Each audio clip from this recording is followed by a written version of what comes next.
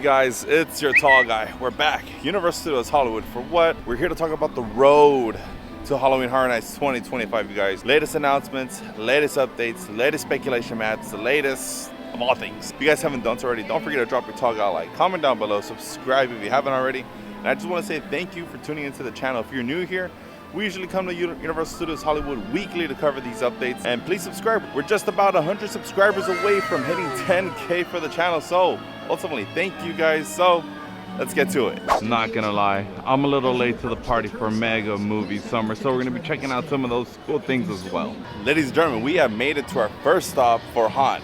We have made it to Hill Valley. That's right. Look, spoiler alert. It's teasing that we're gonna get a Back to the Future maze coming to 2025 for Halloween Horror Nights. Linus says we're gonna go sometime into the future and run into a bunch of zombies. You know, I'm just kidding. I don't know.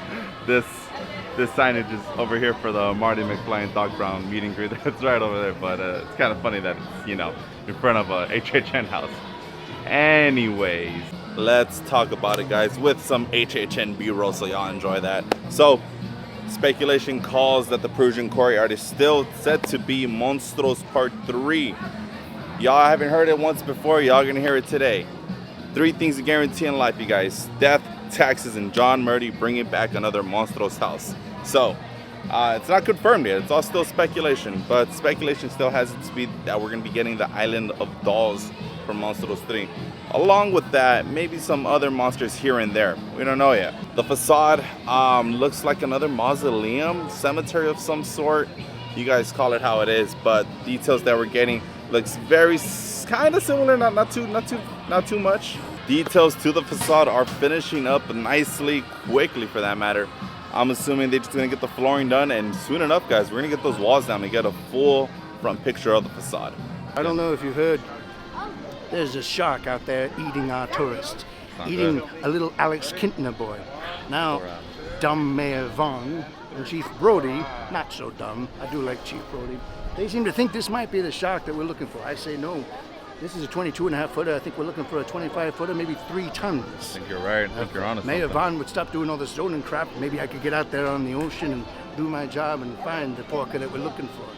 So if you see something, maybe something down there on the Tram tour that might be bigger, you let me know. Will do, Captain. Will do. Appreciate your time. My pleasure. You have a good day. Can't forget about our recently announced maze 2. Fallout is coming to the Sandbox maze. The Sandbox maze, because you could truly do anything in there. I mean, we had The Walking Dead, Evil Dead Rising, Hollywood Terror Hotel, I believe that was the name of it, and now we're getting Fallout in there. Now, if you guys haven't seen the show on Amazon Prime, I recommend it. I actually enjoyed it. I never played the games, but I really enjoyed the show. Got a grasp of the characters, what the story was like, and the post-apocalyptic world they're living in. Crazy shit. Okay, so with that being said, they did announce that, you know, animatronics are coming to this maze, done by McGee Effects, I believe. So that's going to be really cool to see. And on top of that, I think it's going to be a kick-ass maze, dude.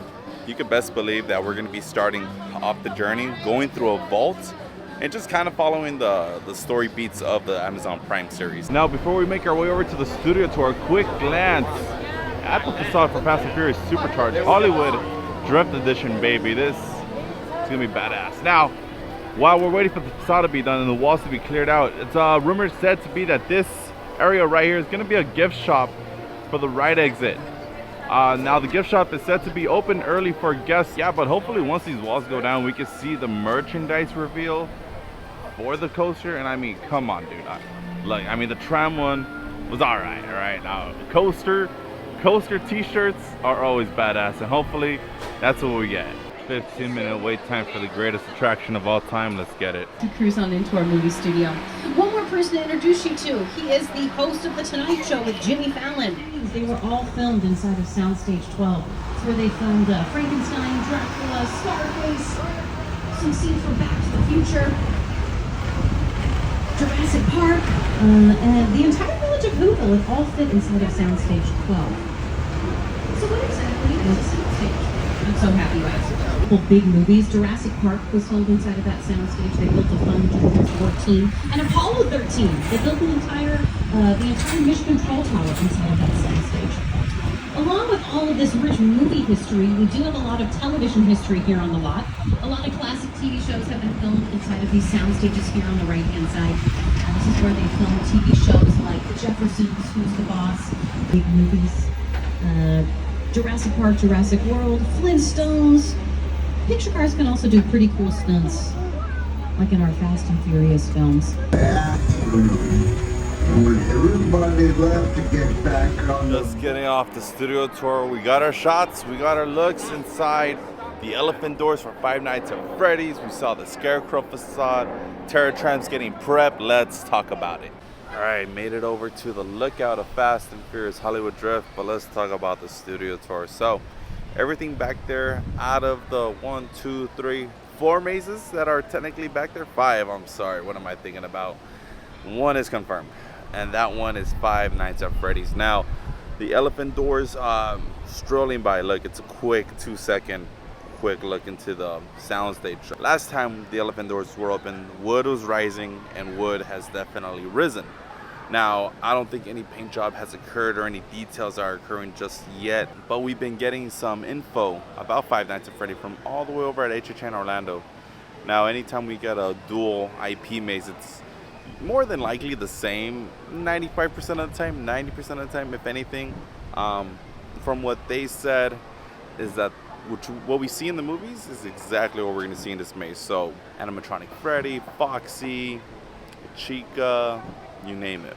I know the last time we were talking about Five Nights at Freddy's, a lot of people weren't sure if it was going to come as an actual HHN maze or something similar to what we got during FanFest nights for Dungeons and Dragons. Well, fear not, it is definitely going to be a house maze, call it what you want, not going to be a walkthrough experience. Now, with that being said, looking at all the other mazes and facades around the backlot area, passing through the Jurassic World maze, a lot of things are up in the air for that one. Whether it's still going to be supposedly WWE, something original, we don't know yet, but it's got like a tiki front facade hut-like thing. I don't know, we still can't make nothing out of it. Even the best out there are having troubles figuring out what this is. Moving along, now rumored, I keep saying rumored, but like, let's be honest, let's be real with this one. Scarecrow Part 2, if you want to call it that, is probably going to be making its comeback. At this point, the house looks just about finished. We're just waiting for the props to arrive at the front of the house. The fencing, the car, all those other little details. And of course, Scarecrow. Looking over at the Tram, all of the cars that are parked where they're normally at behind the Bates Motel, finally cleared out, gone, making way for something big. Last year, we had Blumhouse, which was pretty cool. It was something new and refreshing the way they did the layout for the Tram last year with all the Megans, went into the black phone, the grabber, purge. It was great. It was cool. Speculation for this year is calls still for one of two things.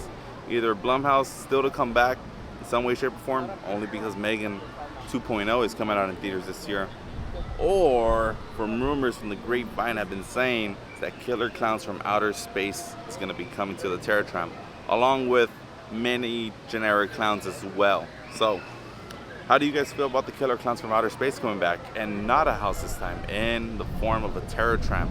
We get more fleshed out kills, I guess you could say, scenes played out. It's going to be kind of funky and fun. Look, Tram at this point, I love going through it just because it's fun, you know, it's a fun experience, and I have no hate for the Tram. So if the Killer Clowns do really come to this experience, I'd be kind of happy, excited.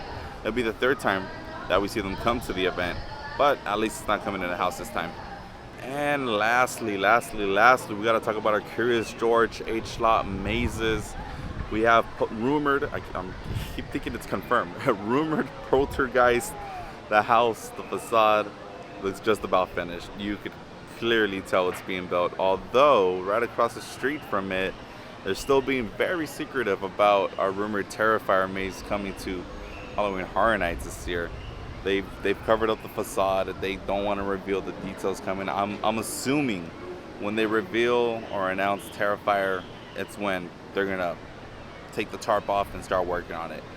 Don't know when that time frame is gonna be. We'll just have to wait and see.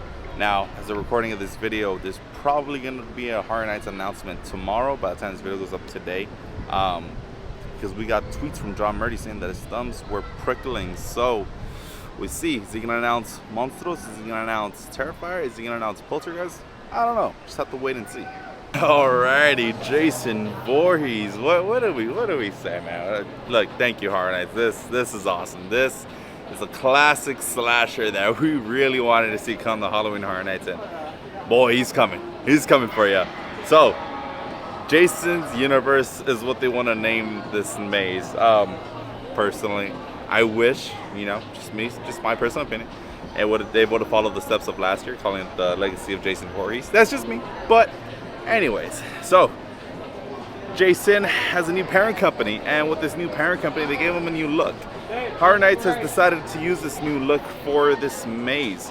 Now, according to John Murdy and his fantastic tweets over on X, they're going to be exploring different variations of Jason, similar to what they did with the Texas Chainsaw Massacre. Maybe some story beats that were in the script that didn't get, you know, production in the movie, posted in the movie, and we're gonna be exploring those things in the maze. Now, the facade is Jason's shed. You know, as soon as we walk in, are we gonna see Mother's head on the table? Is Mother gonna be there? Jason, kill him, Jason. Anyway, the ET trees is what people will want to call them nowadays, are standing in front of the facade. The trees are gonna look amazing. It's gonna be a great setting going into Camp Crystal Lake, dude. It's gonna be awesome. Now, I believe it's been said that we are going to be confirmed to have a scare actor up front on the facade. Now, whether the scare actor is Jason, I don't think so. I think it's going to be a camp counselor that's been really, really injured and telling us to get out of here. But we're going to go right in. So, that's what I think is going to be happening at the front of the facade. I'm glad they're following in the footsteps of the legacy of the Texas Chainsaw Massacre.